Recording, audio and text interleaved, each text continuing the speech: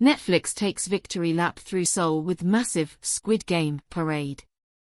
Creator Hwang Dong-hyuk and stars Lee Jung-jae and Lee Byung-hun participated in a grand spectacle in Seoul on Saturday that served as both a homecoming and a send-off for the smash hit Korean series.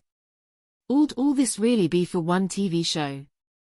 On a humid, hazy night in Seoul over the weekend, Netflix staged its most extravagant fan event to date, a full-scale victory parade celebrating the final season of Squid Game, the candy-colored death drama that remains the company's most-watched title of all time.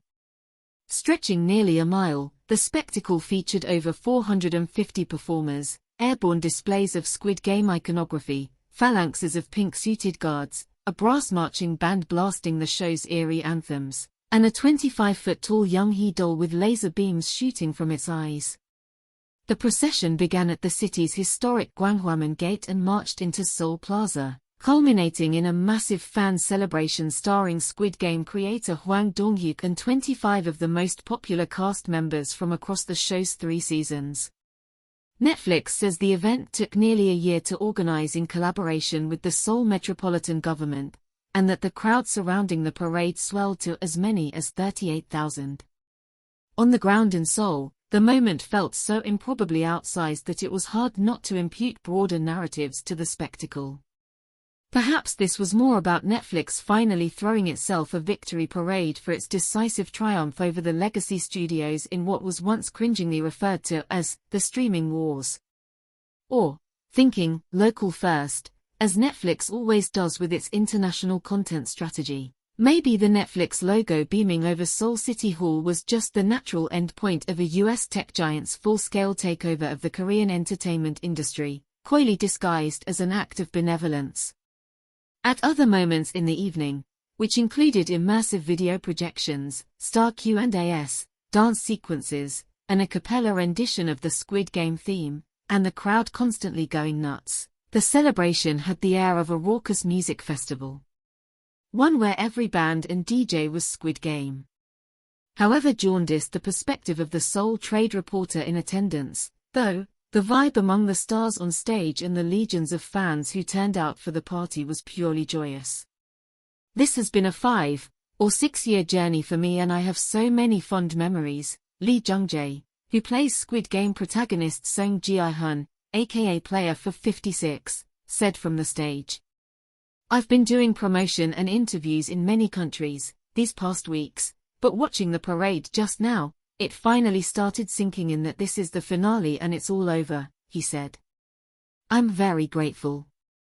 Actor Lee Byung-hun, who plays Squid Game's mysterious villain, the front man, said he initially signed up for the project believing he would just be shooting a brief cameo to conclude the show's first season.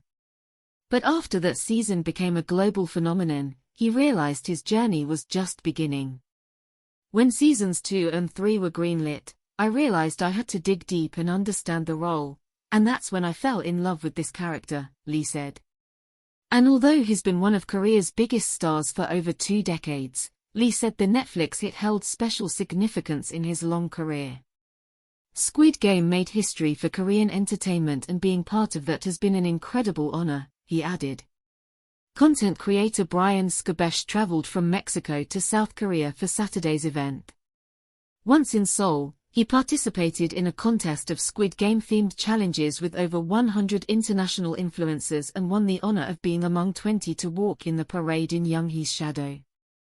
There are people who came here from all over the world and it's been a fantastic experience, Skabesh told THR early in the night. One guy told me he's here because he likes the anti-capitalist message of Squid Game, other people are just super fans.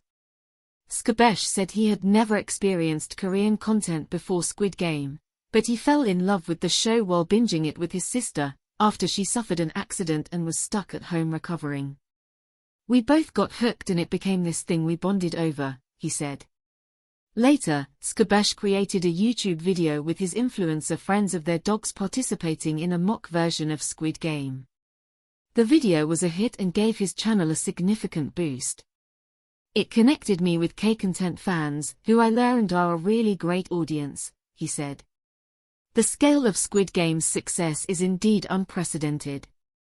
While Korean cinema had been building a cult following since the early 2000s, and K-pop exploded into global view as far back as 2012 with PSY's satirical smash hit, Gangnam Style, Squid Game astonished the world when its first season debuted on Netflix in September 2021. The show's viewership started modestly, then snowballed into an organic regional hit before exploding into a bona fide global phenomenon. Within weeks, it became Netflix's most-watched show of all time, a title it has never ceded. Squid Game later also won a pair of Emmys for its creator and star, a first for the Korean industry. The show's creator, Hwang Dong-hyuk, has spoken movingly of his mixed feelings about the way his brutal satire of late-stage capitalism's rapacious inhumanity has resonated so deeply with viewers around the world. Netflix, naturally, has only accelerated its investment in Korean entertainment, carving out a decisive leadership position in the country's premium online video sector ahead of Korea's top local players. In 2023, the company pledged to invest $2.5 billion in Korean content over 4 years, more than double the total of all its prior K-content investments. The power of Netflix's global business model was another undercurrent to Saturday's Squid Game extravaganza. The kind of spectacle and expenditure that could only make sense for a platform with the potential to leverage localized titles across an international subscriber base stretching into the hundreds of millions, or several times more than South Korea's total population of 51 million.